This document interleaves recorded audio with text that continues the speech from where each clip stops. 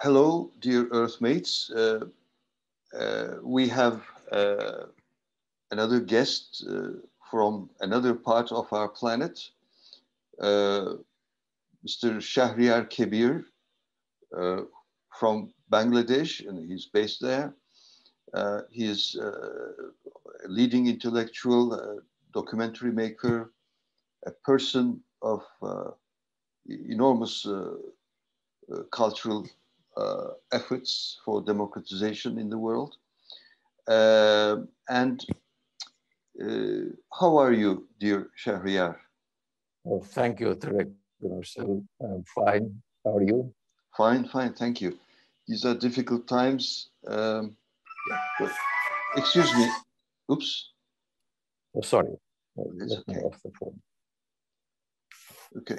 Okay. Okay. Just a second. I'll.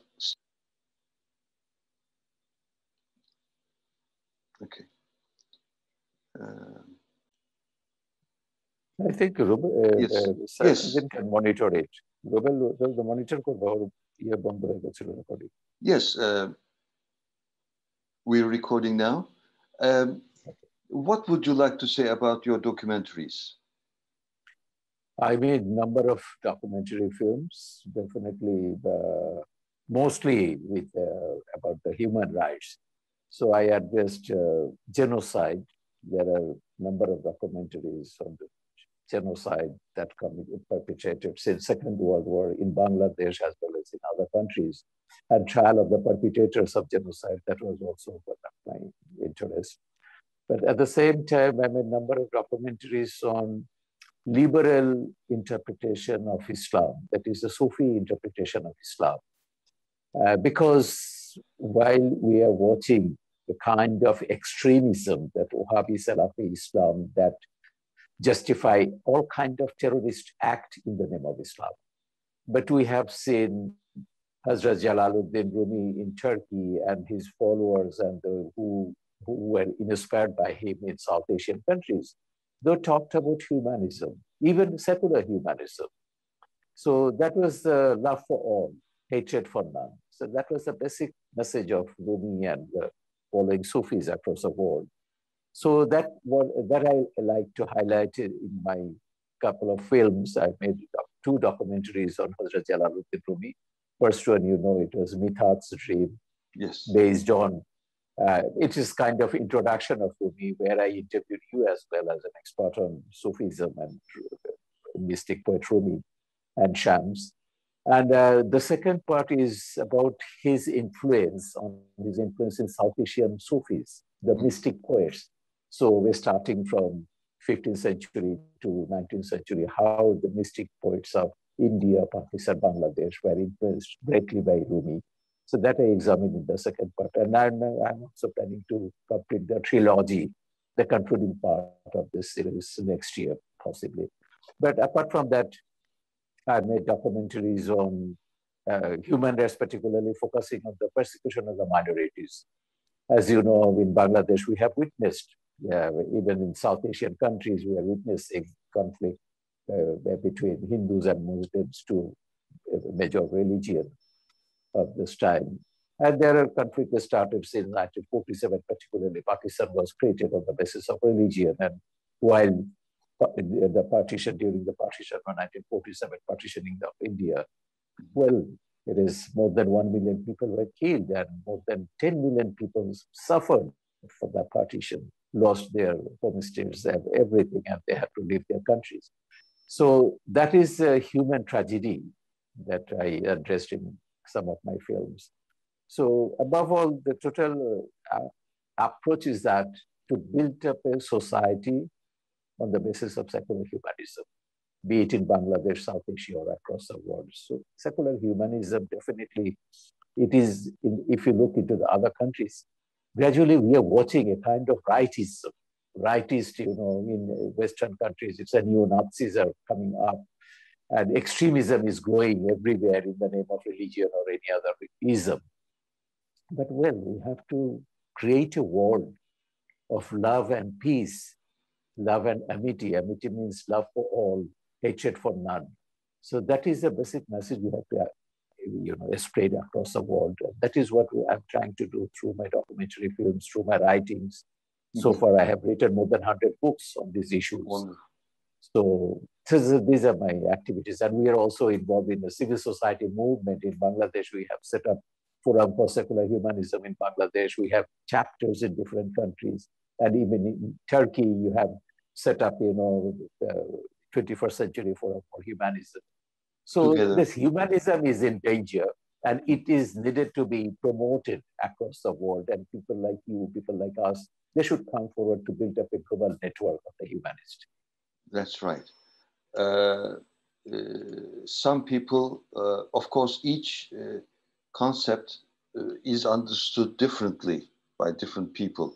The way we use the word humanism, I guess, is that humans are responsible for what is to be done. Instead of expecting solutions from a being, real or supposed being, outside humanity, it is our responsibility to communicate better and construct a better world, right? This is saying to ourselves,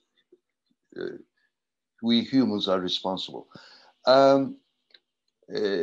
How about the great founding father of Bangladesh? I've been inspired by him as well, Sheikh Mujibur Rahman. What would you like to say about him? Yeah, this year, from last year, we have started celebrating the birth centenary of Sheikh Mujibur Rahman, the founding father of Bangladesh. And as well as this year, we are celebrating the Golden Jubilee of Bangladesh, that Bangladesh was liberated in 1971. And it was Sheikh Mujibur Rahman whom we consider the founding father of Bangladesh. So, so far as a politician, as a philosopher, I'd like to say that he is very much underrated politician of the contemporary times, because people hardly knows in the Western world, people hardly knows about his views, his philosophy. You see, after the liberation of Bangladesh, we adopted a magnificent constitution that enshrined 4 basic principles like secularism, democracy, socialism, and nationalism as the basic principle of the republic. Though the 90% population of Bangladesh, they are Muslims, and Bangladesh is a country belong to the third world countries. It is not that developed. It is not enlightened like the Europe or the Western countries. So even in that country, what he did as a guarantee clause of secularism, he has prohibited formation of any kind of organization on the basis of religion. And he explained it, that we have seen that how Pakistan establishment, they exploited Bangladesh, they suppressed the voice of Bangladesh in the name of religion.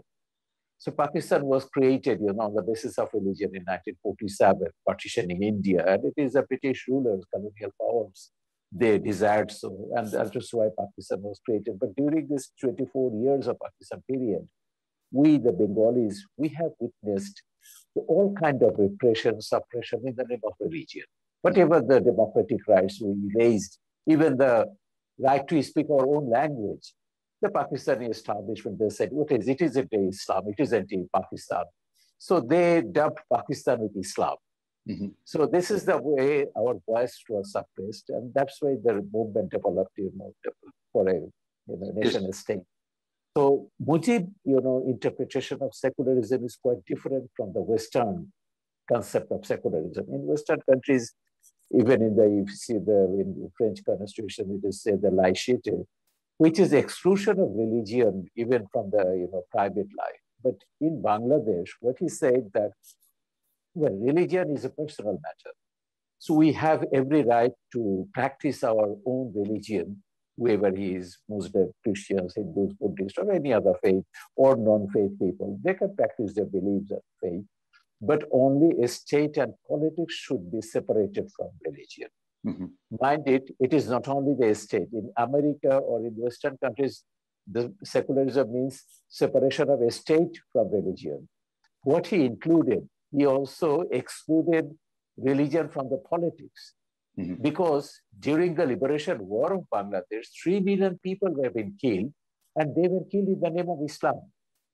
Because those Islamic, bigots, the fanatic political parties, like Jamaat Islam, Nizam Islam, Muslim League, they, sided with Pakistan occupation army at that time, and they abetted the Pakistani army junta in killing 3 million people, raping more than 2 million women, forcing 10 million people to leave the country, take shelter in India. So that is the reason, it was necessary for Bangladesh to exclude religion from politics. Even now, government has taken certain steps, against Hifazat-e-Islam. It's a religious organization, political organization, and influenced by the Wahhabi Salafi, the extremist interpretation of Islam. And in the name of Islam, they are targeting people belong to other faith, other opinion, different opinion, even different lifestyle, and they are killing them indiscriminately. So, and they're encouraging others to be killed, that killing infidels or the non-Muslims is the duty of every Muslim. That is what they want to say. But now government has taken a very hard line against them. Number of those religious bigots are now in jail. So that is a legacy of Mujib still we are carrying in Bangladesh. And that is very important, for a third world country like Bangladesh, particularly the Muslim majority country like Bangladesh. Yes, you're right. It is important to shed light on important leaders whose ideas we can learn, who are good examples. And 2 years ago, you kindly invited me to Bangladesh for the poetry festival, and I feel your people, your country very close to me. I felt myself at home. Thank you again so much.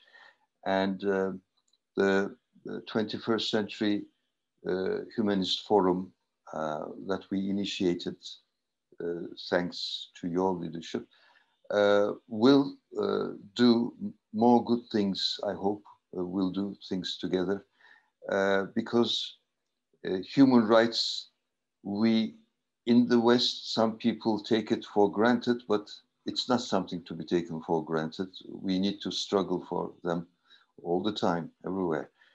And all these efforts, in my mind, we are in the process of building a new civilization, maybe on our planet, an Earth civilization, I want to call it, based on the consciousness, awareness of the simple, basic fact that we all live on the same planet and we have certain limits, the potential and limited potential also of our planet. And based on the immense various experiences and knowledge of human society, of societies, only through dialogue and through getting together, as you have been doing, can we improve, can we leave certain things that needs to belong to the past and keep and improve certain things. So dialogue is vital. What would you like to, I mean, I hope to have more and more conversations with you, but for the first part now, what would you like to say before we end this episode, let's say? Well, one of the major problems of this current time, is a refugee problem. You see, one of the less developed countries like Bangladesh, we have sheltered more than 1.5 billion Rohingya refugees who have been persecuting in Myanmar, in the neighboring country, because of their faith, because of their ethnicity. And Bangladesh has sheltered them. And so far as Turkey is concerned, Turkey is sheltering more than 4 million refugees, mostly from Syria, 3.5 billion from Syria. But look in the Western countries, even the United States of America. Most of the Western countries, when this refugee problem started in Turkey, Middle East, they have closed their border. they have not sheltered those refugees. So we have seen that island and other dead bodies in the seashores. So the baby, you remember that child. So yes. It's a human tragedy, the refugee problem. And all the countries, civilized countries, they should come forward to address these issues.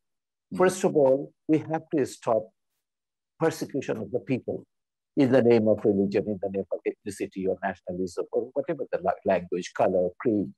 So it needed to be addressed, as well as when people are suffering, you have to come forward, you have to extend your hand to support the suffering people.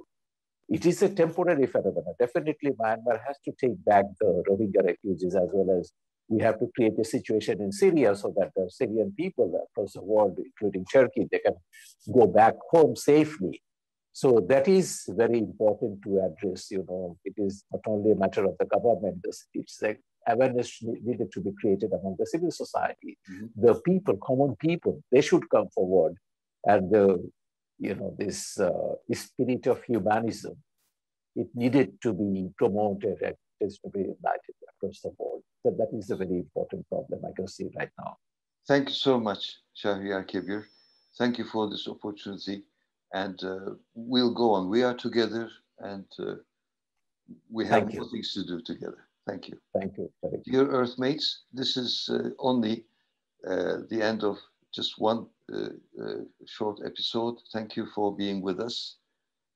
May energies get together more efficiently and lead to more contributions. Thank you. Bye-bye.